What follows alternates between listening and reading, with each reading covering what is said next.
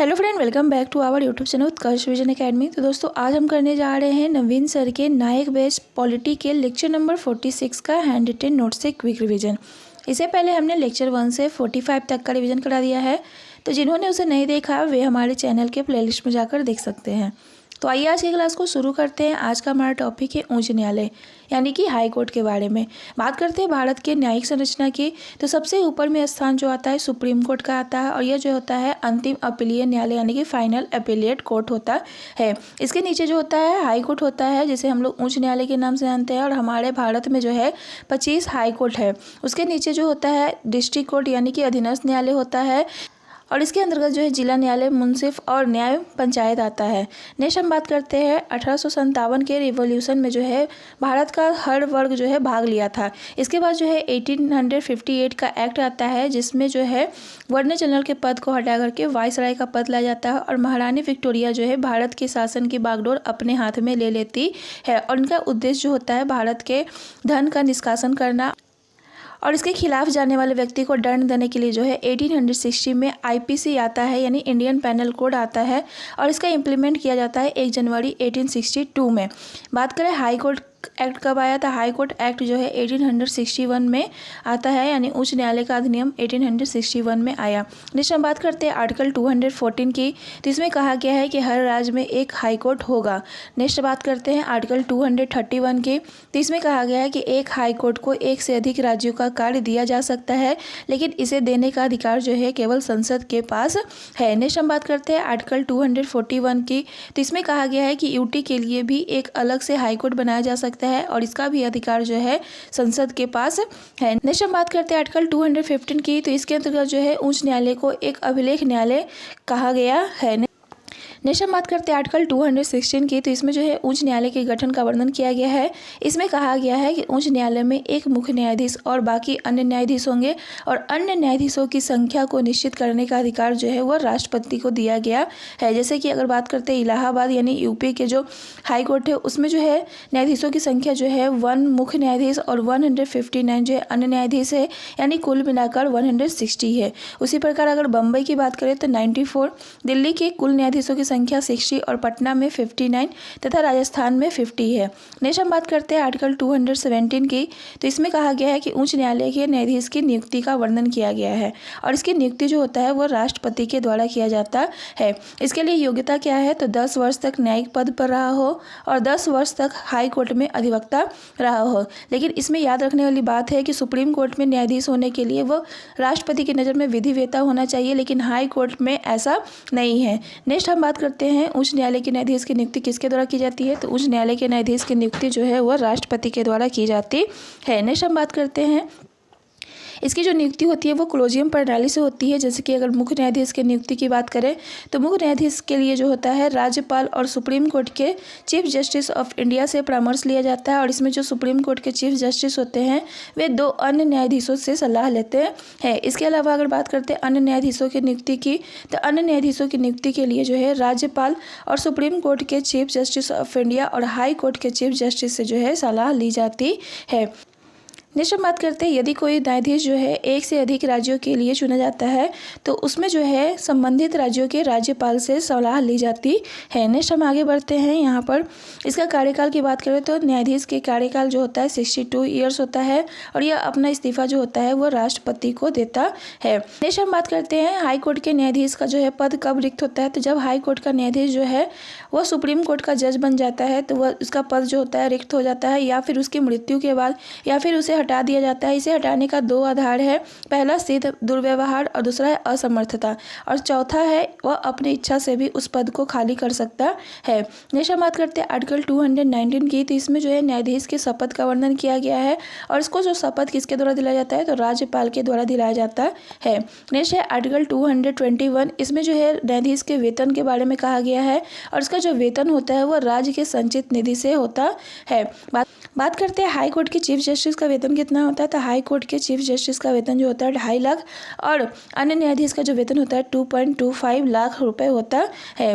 इसके बाद अगर बात करते हैं हाई कोर्ट के न्यायाधीशों को पेंशन कहाँ से दिया जाता है। तो हाई कोर्ट के न्यायाधीशों को पेंशन जो है भारत के संचित निधि से दिया जाता है। नेक्स्ट हम बात करते हैं आर्टिकल 222 की। तो इसमें कहा गया है कि जज का एक हाई कोर्ट से दूसरे हाई कोर्ट में के अंतरण के वर्णन किया गया है, यानी ट्रांसफ़र का वर्णन किया गया है।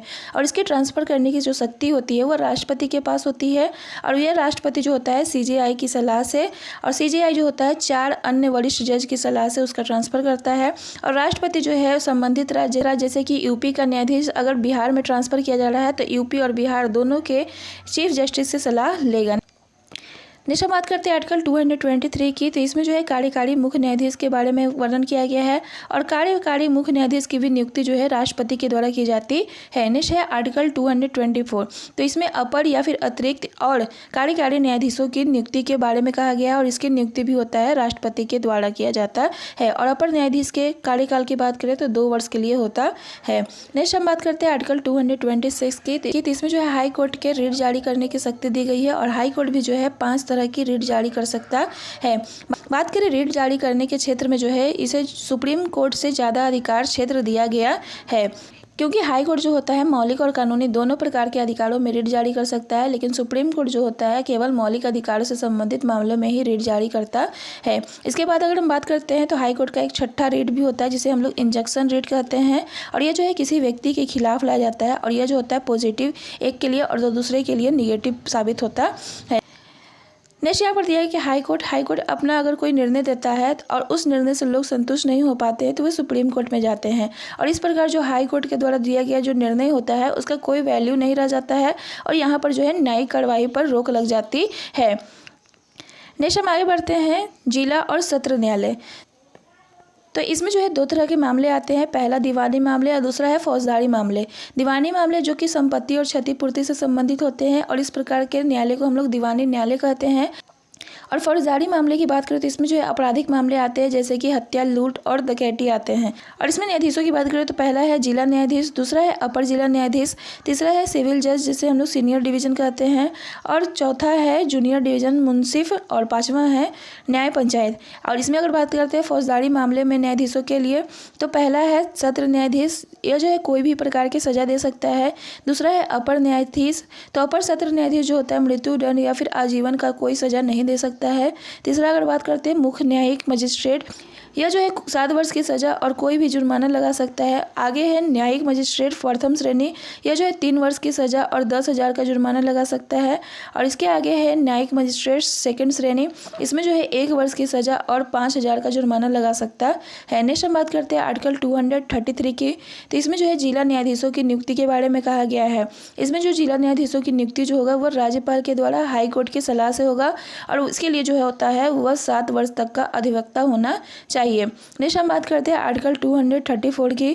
तो इसमें जो है जिला न्यायाधीश के अतिरिक्त अन्य न्यायाधीशों की नियुक्ति का वर्णन किया गया है और इसकी जो नियुक्ति होता है वो राज्यपाल के द्वारा हाई कोर्ट और लोक सेवा आयोग की सलाह से किया जाता है। नेक्स्ट हम बात करते हैं आर्टिकल 235 के। तो इसमें जो है अधीनस्थ न्यायालयों पर हाई कोर्ट के नियंत्रण के वर्णन किया गया है, यानी कि अधीनस्थ न्यायालय में अगर न्यायाधीशों का ट्रांसफर किया जाना है तो उस पर जो है हाई कोर्ट का नियंत्रण होगा। नेक्स्ट हम बात करते हैं फैमिली कोर्ट यानी कि परिवार न्यायालय या फिर कुटुंब न्यायालय की। तो यह जो है परिवार न्यायालय अधिनियम के अंतर्गत 1984 में लाया गया था और इसे जो है राज्य सरकार द्वारा गठन किया गया था हाई कोर्ट के परामर्श पे। और इसमें जो है संबंधित मामला जो है शादी, तलाक और अभिभावक से संबंधित मामले यहाँ पर जाते हैं। नेक्स्ट हम आगे बात करते हैं, यहाँ पर जो है न्यायालय और उसके स्थापना वर्ष तथा न्याय क्षेत्र तथा उसका मुख्यालय का वर्णन किया गया है। तो पहला अगर बात करते हैं कलकत्ता उच्च न्यायालय, तो कलकत्ता उच्च न्यायालय की स्थापना जो हुई थी 1 जुलाई 1862 में हुई थी। इसके न्याय क्षेत्र की बात करें तो पश्चिम बंगाल और अंडमान निकोबार है और इसका मुख्यालय की बात करें तो कलकत्ता में है। दूसरा अगर बात करते हैं बम्बई उच्च न्यायालय की, तो इसकी स्थापना जो है 14 अगस्त 1862 में हुआ था। इसके न्याय क्षेत्र की बात करें तो महाराष्ट्र, गोवा, दादर नगर हवेली, दमन दीव और इसका मुख्यालय जो है मुंबई में है। नेक्स्ट हम बात करते हैं मद्रास उच्च न्यायालय की, तो इसकी स्थापना जो है 15 अगस्त 1862 में हुआ था और इसके न्याय क्षेत्र के अंतर्गत जो है तमिलनाडु और पुदुचेरी आता है और इसका मुख्यालय जो है चेन्नई में है। नेक्स्ट हम बात करते हैं इलाहाबाद उच्च न्यायालय की, तो इसकी स्थापना जो है 1866 में, और इसके न्याय क्षेत्र के अंतर्गत जो है उत्तर प्रदेश, और इसका मुख्यालय जो है इलाहाबाद है। नेक्स्ट हम बात करते हैं कर्नाटक उच्च न्यायालय की। तो इसकी स्थापना जो है 1884 में इसके न्याय क्षेत्र के अंतर्गत कर्नाटक को रखा गया, और इसका मुख्यालय जो है बंगलौर में है। नेक्स्ट हम बात करते हैं पटना उच्च न्यायालय की।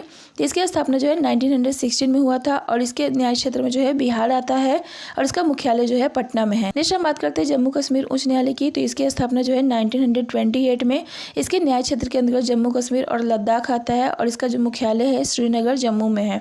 नेक्स्ट है पंजाब एवं हरियाणा उच्च न्यायालय। पंजाब और हरियाणा उच्च न्यायालय की स्थापना जो है 1966 में हुआ था, और इसके न्याय क्षेत्र के अंतर्गत पंजाब, हरियाणा, चंडीगढ़, और इसका मुख्यालय जो है चंडीगढ़ में है। नेक्स्ट हम बात करते हैं गुवाहाटी उच्च न्यायालय की।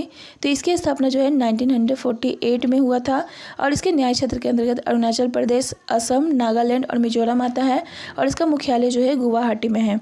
नेक्स्ट हम बात करते हैं उड़ीसा उच्च न्यायालय की। तो इसकी स्थापना जो है 1948 में हुआ था। इसके न्याय क्षेत्र के अंतर्गत जो है उड़ीसा आता है, और इसका मुख्यालय जो है कटक में है। नेक्स्ट हम बात करते हैं राजस्थान उच्च न्यायालय की। तो राजस्थान उच्च न्यायालय की स्थापना जो है 1949 में हुआ था, और इसके न्याय क्षेत्र में जो है राजस्थान आता है, और इसका मुख्यालय जो है जोधपुर में है। नेक्स्ट है हैदराबाद उच्च न्यायालय। हैदराबाद उच्च न्यायालय की स्थापना जो है 1954 में, और इसके अंतर्गत जो है आंध्र प्रदेश और तेलंगाना आता है, और इसका मुख्यालय जो है हैदराबाद में है। नेक्स्ट है मध्य प्रदेश उच्च न्यायालय। इसकी स्थापना जो है 1956 में हुआ था। इसका न्याय क्षेत्र मध्य प्रदेश, और इसका मुख्यालय जो है जबलपुर में है। नेक्स्ट केरल उच्च न्यायालय। केरल उच्च न्यायालय की स्थापना 1956 में, और केरल और लक्षद्वीप इसके अंतर्गत आता है, और इसका मुख्यालय जो है कोच्चि है। नेक्स्ट है गुजरात उच्च न्यायालय। इसकी स्थापना 1960 में हुआ था, और इसका न्याय क्षेत्र के अंतर्गत गुजरात आता है, और इसका मुख्यालय जो है अहमदाबाद है। नेक्स्ट हम बात करते हैं दिल्ली उच्च न्यायालय की। तो दिल्ली उच्च न्यायालय की स्थापना जो है 1966 में हुआ था, और इसका न्याय क्षेत्र के अंतर्गत जो है राष्ट्रीय राजधानी प्रदेश दिल्ली आता है, और इसका मुख्यालय जो है नई दिल्ली में है। नेक्स्ट है हिमाचल प्रदेश उच्च न्यायालय। हिमाचल प्रदेश उच्च न्यायालय का गठन जो है 1971 में हुआ था, और इसके न्याय क्षेत्र के अंतर्गत जो है हिमाचल प्रदेश आता है, और इसका मुख्यालय जो है शिमला में है। नेक्स्ट है सिक्किम उच्च न्यायालय। इसकी स्थापना 1975 में न्याय क्षेत्र के अंतर्गत सिक्किम, और इसका मुख्यालय जो है गंगटोक है। उत्तराखंड उच्च न्यायालय की स्थापना 2000 में इसके न्याय क्षेत्र में उत्तराखंड, और इसका मुख्यालय जो है नैनीताल में है। नेक्स्ट है झारखंड उच्च न्यायालय। झारखंड उच्च न्यायालय की स्थापना 2000 में झारखंड में इसका न्याय क्षेत्र है, और इसका मुख्यालय जो बात करें तो रांची है। नेक्स्ट है छत्तीसगढ़ उच्च न्यायालय। इसका गठन जो है 2000 में हुआ था, और इसका जो न्याय क्षेत्र है छत्तीसगढ़ है, और इसका मुख्यालय जो है बिलासपुर में है। नेक्स्ट है मणिपुर उच्च न्यायालय। मणिपुर उच्च न्यायालय की स्थापना जो है 2013 में इसका न्याय क्षेत्र में मणिपुर आता है, और इसका मुख्यालय जो है इम्फाल है। नेक्स्ट है मेघालय उच्च न्यायालय। मेघालय उच्च न्यायालय का गठन जो है 2013 में हुआ था, और इसके न्याय क्षेत्र के अंतर्गत जो है मेघालय, और इसका मुख्यालय जो है शिलोंग में है। नेक्स्ट अगर बात करते हैं त्रिपुरा उच्च न्यायालय की। तो इसका गठन जो है 2013 में, और इसके न्याय क्षेत्र के अंतर्गत त्रिपुरा, और इसका मुख्यालय जो है अगरतला है। नेक्स्ट हम बात करते हैं आंध्र प्रदेश उच्च न्यायालय की। तो इसकी स्थापना 2019 में, और इसके न्याय क्षेत्र के अंतर्गत जो है आंध्र प्रदेश आता है, और इसका मुख्यालय जो है अमरावती में है। नेक्स्ट है यहाँ पर कुछ क्वेश्चन दिया गया है, तो आइए क्वेश्चन को डील कर लेते हैं। पहला क्वेश्चन है भारत के एक उच्च न्यायालय के न्यायाधीश की नियुक्ति राष्ट्रपति द्वारा किसके परामर्श से की जाती है। तो राज्य के एक उच्च न्यायालय के न्यायाधीश की नियुक्ति राष्ट्रपति द्वारा भारत के मुख्य न्यायाधीश, उच्च न्यायालय के मुख्य न्यायाधीश और राज्य के राज्यपाल की सलाह पर की जाती है। नेक्स्ट है दूसरा क्वेश्चन, उच्च न्यायालय के बारे में कौन सा कथन सही नहीं है।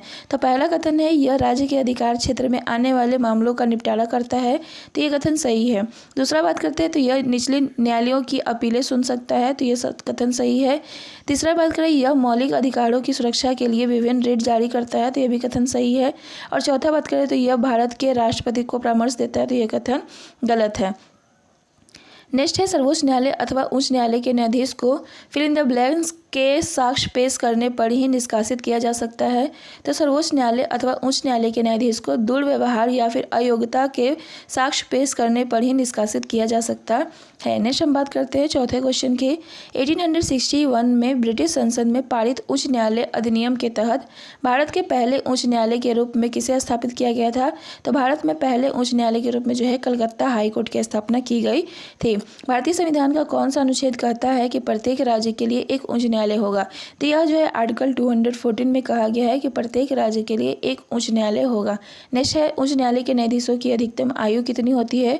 तो उच्च न्यायालय के न्यायाधीशों की अधिकतम आयु जो होती है 62 वर्ष होती है। नेक्स्ट क्वेश्चन है भारत के संविधान का अनुच्छेद 231 2 या 2 से अधिक राज्यों के लिए एक समान उच्च न्यायालय स्थापित करने की शक्ति प्रदान करता है। तो यह जो है संसद के पास शक्ति है। नेक्स्ट है आगे जिला न्यायाधीश। जिला न्यायाधीश शब्द संविधान के किस अनुच्छेद में आया है। तो जिला न्यायाधीश शब्द जो है संविधान के अनुच्छेद 233 में वर्णित है।